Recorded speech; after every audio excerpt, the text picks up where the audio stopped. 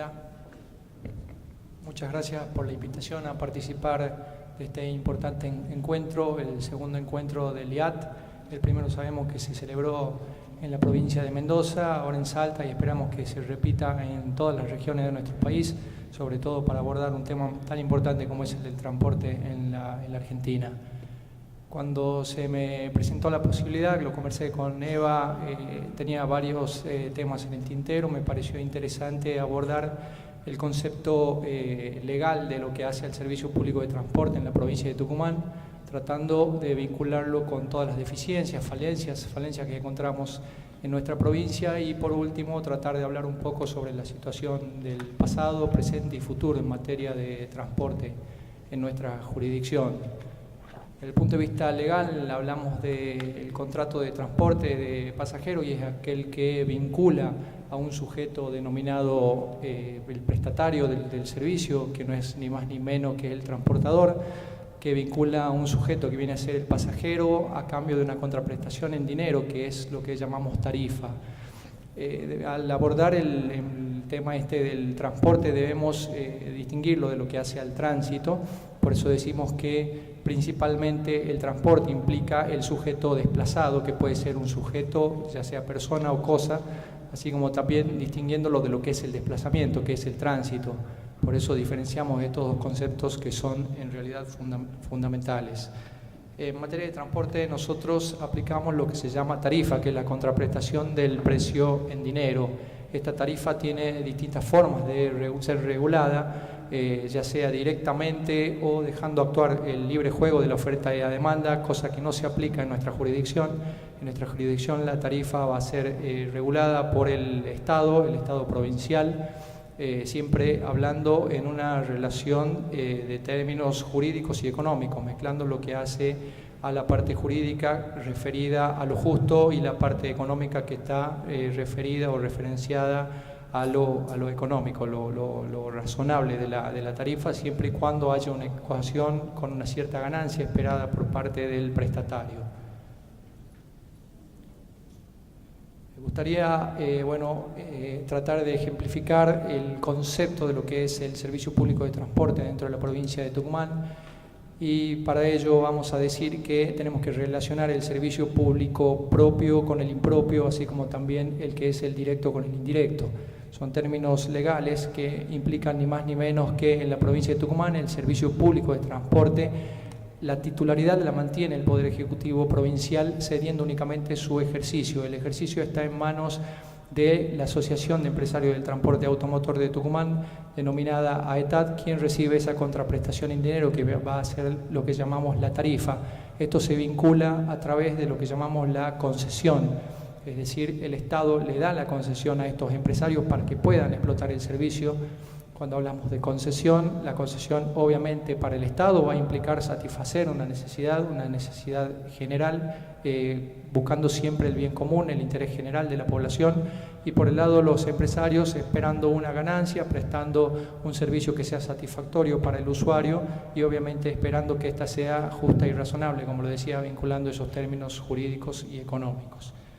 En Tucumán nosotros aplicamos la ley 6210, que es la ley regulatoria del Servicio Público de Transporte Automotor de Pasajeros, así como también aplicamos en materia del tránsito la ley 24449 con algunas particularidades. Nosotros tenemos una adhesión a esta ley, a la Ley Nacional de Tránsito, y ¿cuál es la particularidad? Que nosotros adherimos en forma parcial.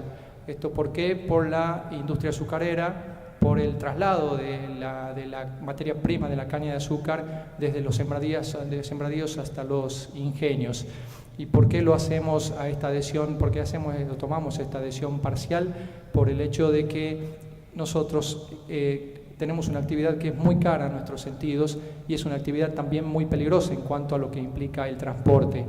Estamos apartados de la ley nacional, regulando sobre todo lo que hace al horario en que se permite que se transporte esta materia prima, y la prohibición rige para rutas nacionales en el horario de 18 a 23 horas, así como también nosotros damos márgenes, cuál es el tamaño que tienen que tener estos carros, que son 25 metros con 50, todo un sistema de luces, iluminaciones, enganches que también exigimos. Y bueno, por último, sabemos que esta materia prima es tan importante para los tucumanos y por eso la regimos. Principalmente y particularmente yo apoyo la moción de algunos doctrinarios de la provincia que intentan volver a las fuentes, es decir, adherirnos no en forma parcial sino en forma total a la Ley Nacional de Transporte, sobre todo en materia de seguridad vial.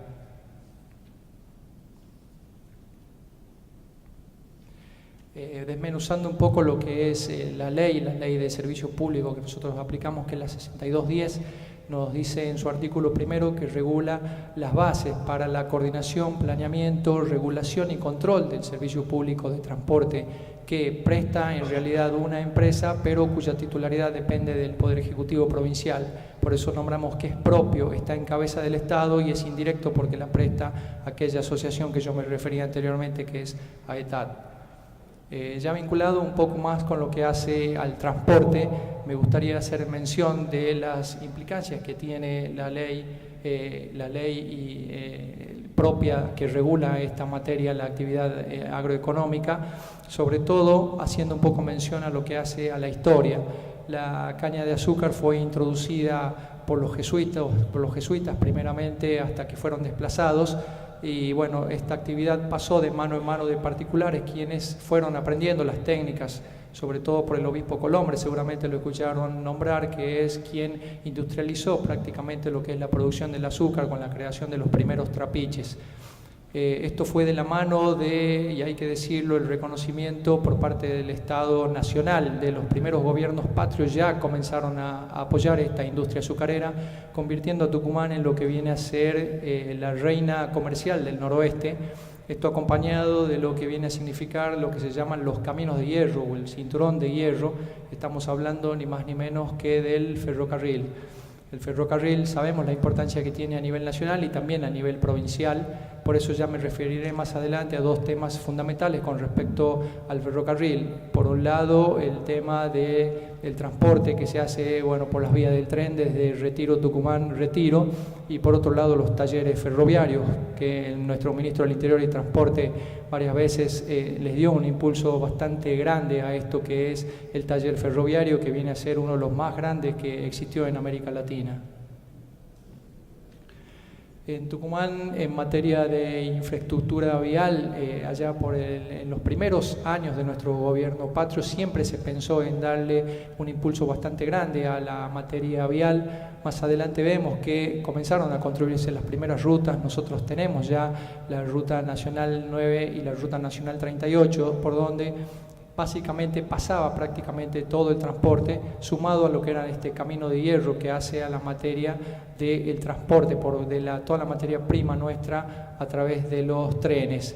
Lamentablemente allá por el año 1966, con los gobiernos militares en la época de Onganía, sufrió mucho nuestra provincia, nuestra jurisdicción, principalmente por el hecho de cierre de algunos ingenios. Cerraron aproximadamente 11 ingenios de los 15 que tenemos en la actualidad. No nos olvidemos que la nación argentina cuenta con alrededor de 23 ingenios y que en Tucumán se están produciendo más del 60% del azúcar de nuestro país. Les decía que lamentablemente no solo cerraron los ingenios, sino que también perdimos lo que es el ferrocarril, que es algo importantísimo y tan caro al sentido de los tucumanos, recuperar el ferrocarril. Por eso quisiera terminar mi alocución haciendo referencia en realidad a dos temas centrales.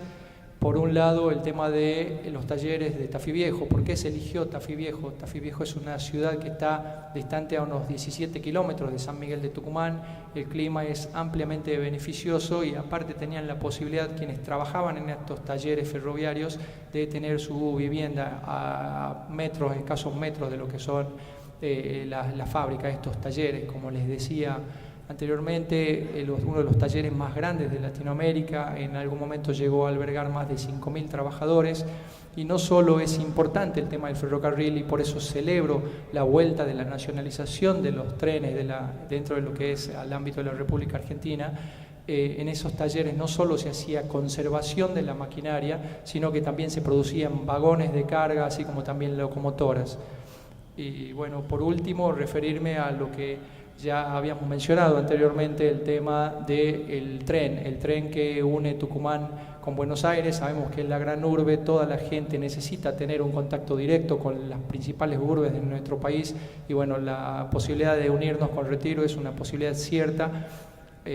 Sabemos que Ferro Central es una sociedad que estaba explotando el ferrocarril en lo que hace al viaje, al transporte desde la provincia de Tucumán hasta la ciudad de Buenos Aires. Una herramienta legal que tiene el gobierno de la nación era no renovar esa concesión, se optó por ello y esto permitió que vuelva a nacionalizarse, que se recupere este tren, el tren que une Buenos Aires-Tucumán.